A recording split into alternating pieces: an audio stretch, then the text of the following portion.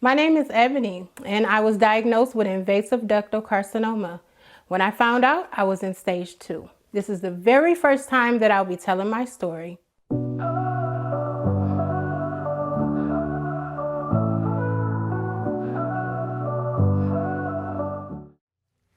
I was diagnosed September 21st, 2022. It all started, I turned 40 that year, April 16th. And I noticed after I turned 40, some things started to change. I started to wake up with headaches every morning. I had massive hair loss. My hair was just coming out. It wasn't anything that I was doing different. I just noticed my body changed. And as always, turning 40, I thought that it was a hormonal imbalance. So after I turned 40 in April, I decided to go to my doctor, my primary care doctor. And I contacted her. I just let her know that I had some hormone imbalances because, I was having headaches. I had the hair loss, hot flashes, things of that nature. Nothing, major. I didn't think it was anything major. I didn't have any lumps, like we're always warned to watch. I've always done my breast checks. I didn't have any lumps or anything like that. So anything that the media tells us to look out for, I had none of those symptoms. However, I went in August. I did a complete workup. My doctor decided that since I turned 40 in April, she wanted me to also do a mammogram. I was okay with that because I just turned 40. Fast forward to September. I did a mammogram, and unfortunately I got that news. I got that call back on the 21st that I was breast cancer positive. They did find it in my right breast. It was towards the front. So again, it was not a lump that I could feel. Even after I was diagnosed, I examined myself to see if I could feel a lump. I could not. Again, my symptoms were headaches, and my hair was falling out. After being diagnosed, I do remember the call like it was yesterday. And everybody always asks me, were you afraid? And you know what's so crazy is that I didn't have a fear in my body at all. When my doctor called me and told me that I was breast cancer positive, I automatically thought about my family. I thought about my son at the time, who this was his senior year in 2022. He was due to graduate. Well, he did graduate, but he was due to graduate in 2023. I thought about my mom. I thought about my sister. I thought about my brothers, my dad. I thought about my immediate family and how close we are. I thought about my husband at the time, and I just thought about everybody. My close family, and I was worried about them. In my mind, it was, how am I going to tell them? What are they going to think? Because I'm used to always taking care of everyone, being that strong person. I was a caregiver for years, and I'm used to carrying everybody. And I love that. I love making people happy. So my mindset, immediately, I went into protective mode, to say the least. Nevertheless, I did have to have a meeting, with my family and break this unfortunate news to my family. So fast forward, as everyone knows, Christmas is my favorite time of season.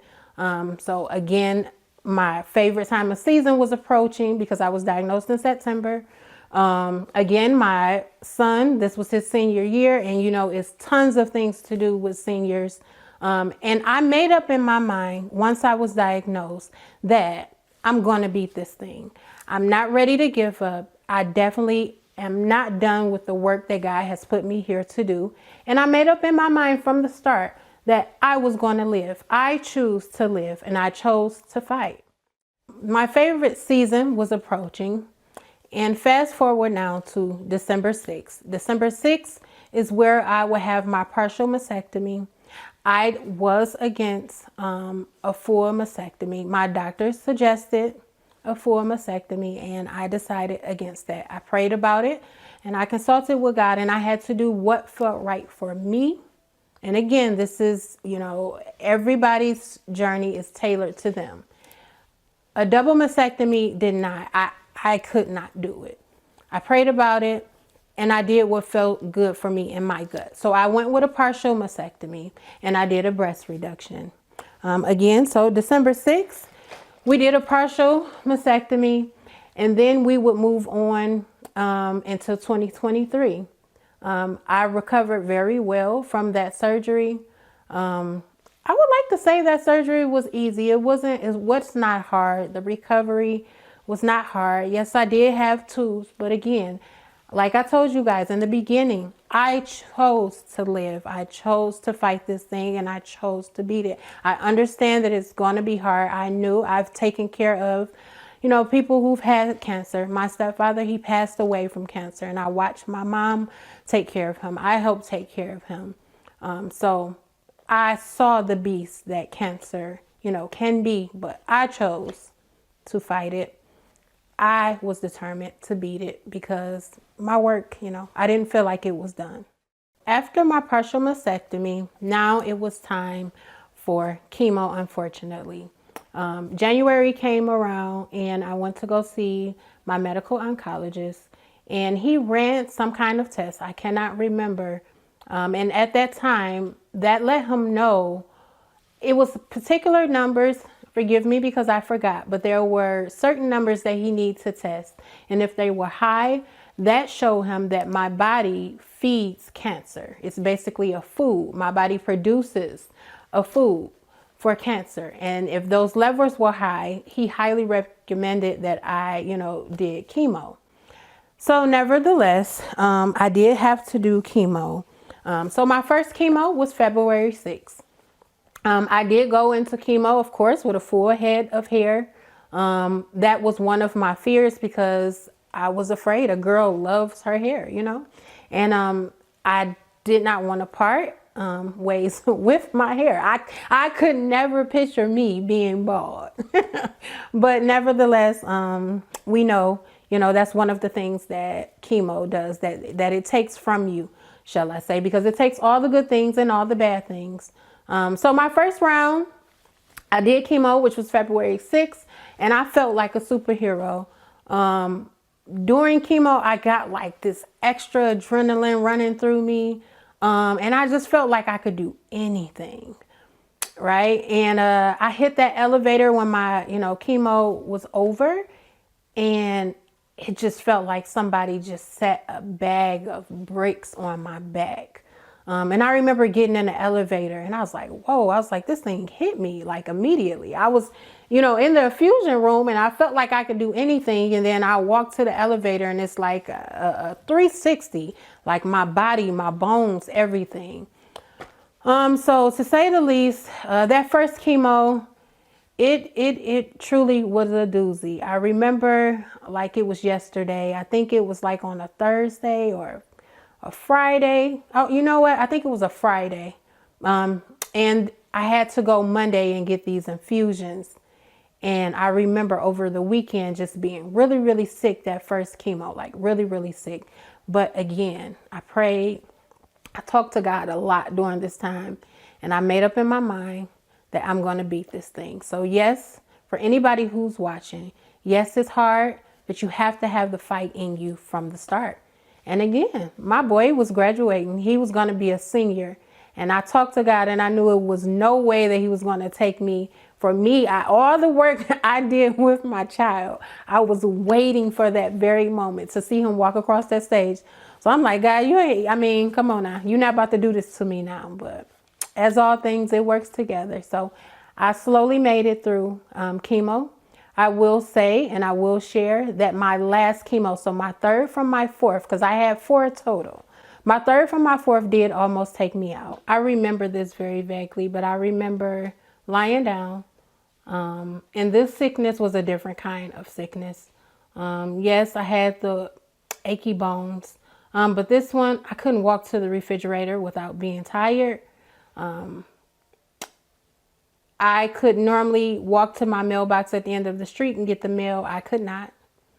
My heart was racing. I just felt different. At that time, I told my husband, hey, I need you to take me to emergency. I need a blood transfusion. He looked at me like, how do you know? I had a blood transfusion when I was born. So I don't know. It's just a feeling when if that makes sense. But to fast forward, make a long story short, we get to the hospital. Now your hemoglobin is supposed to be 12. It's healthy. When I got to the emergency, mine was at a 4. Mine was at a 4, and they gave me blood immediately. She told me that I came in perfect timing. Again, my organs was shutting down. My heart was racing. It was pressure. Fluid was building up in my lungs. But again, I have to remind you, and I have to keep saying it. I was determined. I don't care how sick I got. I was determined in my mind that I was going to fight. Yes, this was heavy on my family. Even in chemo, I tried to remain strong.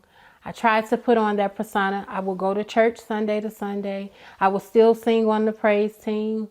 I still had to give God the glory because I didn't want the enemy to feel like he has defeated me, because if God gave me strength through this, I know I can get through anything. So I pushed. It was taking a toll on my family. I could see it. But through it all, we made it through. So fast forward, the last chemo, which was in April, my birthday month. It was April 7th. That was on a Friday, and that was a Good Friday. And that was just a beautiful moment for my last chemo. My sister showed up. My aunt showed up. I had so many people just surprise me and show up to my last chemo. And I just felt that feeling of that last treatment, because of all the hell that you go through. My God.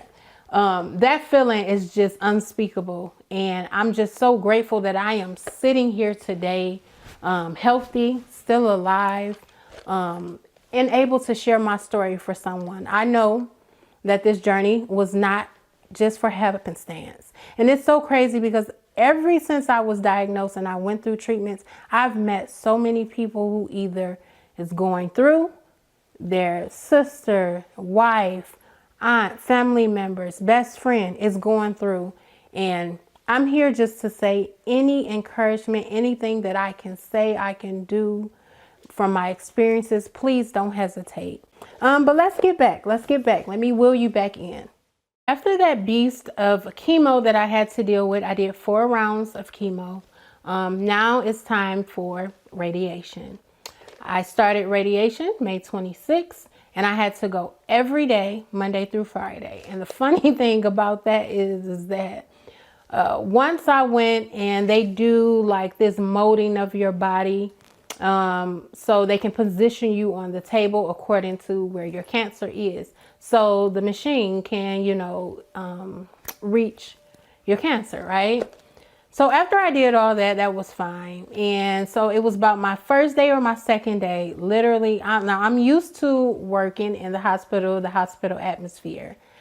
But y'all, I was so annoyed at the fact that, so they gave me this little card, and it had a barcode with my name on it, which took me back and reminded me of when I used to work at the hospital. And because it was my badge with a barcode with my name on it, and we used to, put it up with a little scanner and you punch in, right? Well, that's how radiation was. It was a card, but the only thing, I wasn't getting paid, but I guess I was getting paid in a better way.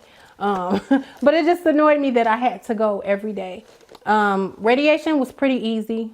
I made sure that I drank lots and lots and lots of water. I didn't get any burns or anything like that. I've heard people and read about people who, got burns and things of that nature. So I was one of the blessed ones that I did not get any burns, but I did go Monday through Friday.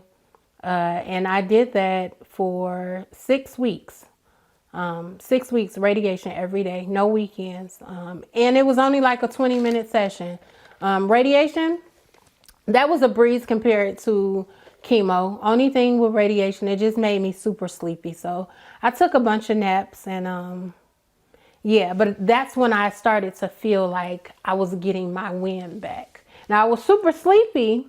I didn't have hair yet because my hair didn't grow back yet. But I started to feel like I was taking my life back and my strength. Again, I was determined. I can't stop saying it. I was determined to make it. And I was determined to live. So after all this drastic treatment, it was time to double back and do numerous tests to see where we were. So August, previously to this, I did another mammogram.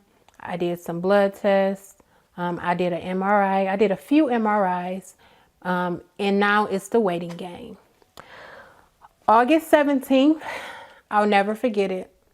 It was early in the morning, and I had blew my doctor phone up, and I was just waiting for an answer. And she told me, no, your test results aren't back yet, but keep the faith. That's all she kept telling me. Keep the faith. You'll be fine. So I remember y'all waking up at like 6 a.m. and after prayer, the spirit was like, go look in your chart. Go look in your my chart. I am a my chart queen. I'm all up in the business because I know everything that's happening in my chart. I know the lingo, so it's no secrets, hell boo. Like I know them all, right? So it's like 6 a.m. And at this time, I used to live across the street from a park. So nevertheless, 6 a.m. I'm up, everyone's sleeping, and I pull up my chart. And I look at my mammogram, all the results was in, the MRI, all of it. And I took a deep breath and I took a minute, to look at it. And I remember looking at that mammogram and that thing said benign. So benign means no cancer, like nothing, like you're good. When I saw that thing, y'all, and it said benign, listen, I got up out that bed, I put some pants on, and actually it wasn't like hot-ish. It was kind of cool. It was a cool morning. I put my jogging pants on, some sneakers, and y'all, all I could do was just run. That was the first time that I had ran since before all this treatment. So like early 2022. Y'all, and I shot out that house, and it was a park across the street, and it was like a deep bike trail, walk trail. And when I say I felt so free, all I could do was just run and scream through that park. Y'all, them people was looking at me like I was crazy because, it's people out running at that time. And I was just so full of tears and just a burst of happiness and joy. Like I remember that like yesterday, and the joy and the peace and like the strength that I felt is just like unmatched. And I automatically felt like a superhero. My son used to always call me a superhero. In my journey, he bought me a bunch of superhero socks, like all the Marvel characters, like every superhero ever. He told me I was his superhero. And y'all, I'm telling you, that day when I got that message, like all the superheroes in me was activated, and I felt so grateful, man. I was so blessed because I was able to finally beat this thing. And it was a hard journey, very, very, very hard journey. But I was blessed that I beat this thing. My doctor suggested that I do a mammogram every 6 months. And I also do an MRI every 6 months as well. So my MRIs are always in December, and my mammograms are always August, September-ish. So that's pretty much, and I'm also on a chemo pill that I take every day. They say starting out 5 years, it might be for the rest of my life. But right now it's been 5 years, and I've been taking that pill since I was done with all my treatments, and I was counted as cancer-free. I did not mention that in the beginning, the research for my cancer, they do this genetic testing. And when they do genetic testing, they're able to tailor your treatment according to your genetics. And it's if you genetically inherit this cancer or if it's just happenstance. So nevertheless, when I was first diagnosed in 2022, they did a genetics test. I went through all my treatments. That culture needed to grow because it kept coming in inclusive, I believe. So basically it wasn't giving them a yes or a no. So they needed to allow that to grow more. So it grew all of 2023. We'll fast forward to 2024. So remember 2023, I was cancer free. and good, right? So I'm getting back to life again. My hair is growing back. My health is growing back. I'm gaining weight again. My taste buds is back popping.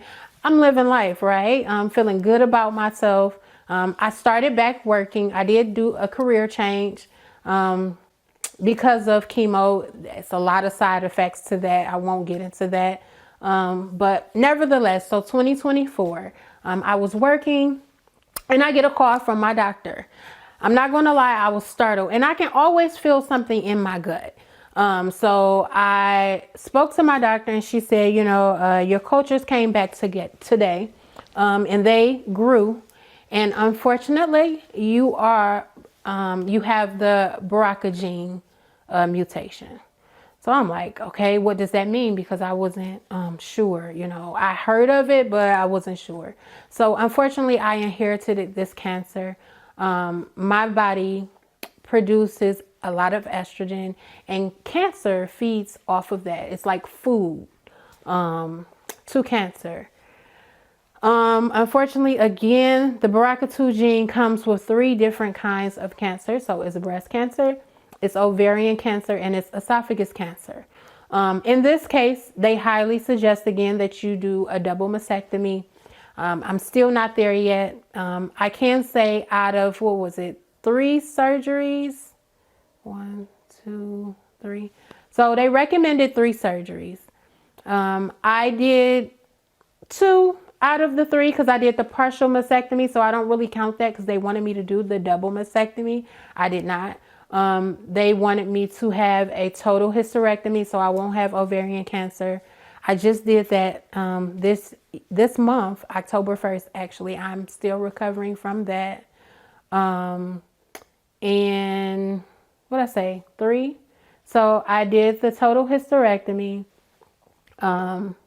They want me to do a double mastectomy. And the cancer removal. So I did that. So I did the cancer removal and I did the total hysterectomy. I did not do the double mastectomy. I'm not there. I have that option. If I want to do that, I can do that.